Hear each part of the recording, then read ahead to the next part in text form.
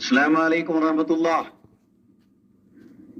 ആത്മവിശ്വാസത്തോടുകൂടി ഭയങ്കര ഉറപ്പോടുകൂടി പറയുന്ന ഈ സഹോദരൻ ആരാണെന്ന് എനിക്കറിയില്ല.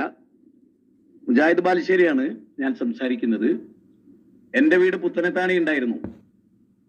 ആ വീട്ടിൽ ഒരു ജിന്നുമ്മ വന്നതായിട്ടോ ആ വീട്ടിൽ ഇങ്ങനെ ഒരു സവിശേഷത ഉണ്ടായിട്ടോ ഞാനും എന്റെ കുടുംബവും അറിഞ്ഞിട്ടില്ല, ഇന്നുവരെ അറിഞ്ഞിട്ടില്ല.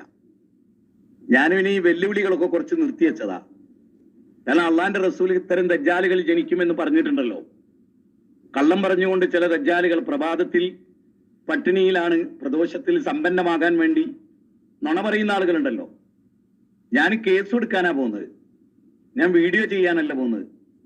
എന്റെ അഭിമാനത്തിന് ക്ഷതമേൽപ്പിച്ചുകൊണ്ട് ഈ പച്ച നുണ തൊപ്പിയും താടിയും വെച്ച് വിളമ്പിയവനെതിരെ കേസ് കൊടുക്കാനാ പോകുന്നത്. മാനാഭിമാനത്തിന്, എന്റെ മാനാഭിമാനത്തിന് വിലയിട്ടവനെതിരെ കേസ് കൊടുക്കാനാ പോകുന്നത്. ഓൻ വരട്ടെ.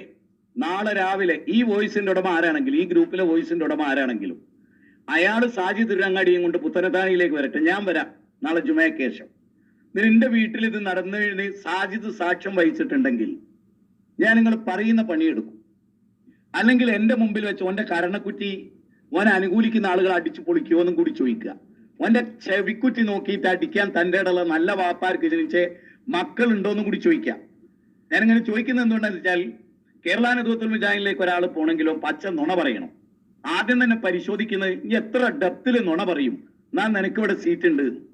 അതുകൊണ്ടാണ് കേരള നുണയൻ മുജാഹിദീൻ എന്ന് കേന്ദ്രമിന് പേര് വന്ന്. മനസ്സിലായില്ലേ? എന്റെ പേരിൽ പറഞ്ഞ ഈ നുണക്കെതിരെ കേസ് കൊടുക്കാനാ പോകുന്നത്. ഓനെ നിയമത്തിന് മുമ്പിൽ കൊണ്ടുവരാനാ പോകുന്നത്. ഈ ജാതി ആളുകൾ വിലസരുത്. മനസ്സിലായില്ലേ? അതിന് നാളെ വീഡിയോ ചെയ്ത് ഞാൻ വേറൊരു കൗണ്ടർ ചെയ്യാനല്ല പോകുന്നത്. അങ്ങനെ ധൈര്യമുള്ളവർ, സാജിദ് പറഞ്ഞത് ശരിയാണെന്ന് തെളിയിക്കാൻ ധൈര്യമുള്ളവർ നാളെ പുത്തനത്താണി സാജിദ് തിരുരങ്ങാടിനെ കൊണ്ടുവരട്ടെ. ഞാനും എന്റെ ഭാര്യയും അന്നുണ്ടായിരുന്ന എന്റെ മക്കളും ഞങ്ങളും വരാം. എന്നിട്ട് നമുക്ക് അവിടെ ഒന്ന് തെളിയിക്കാം.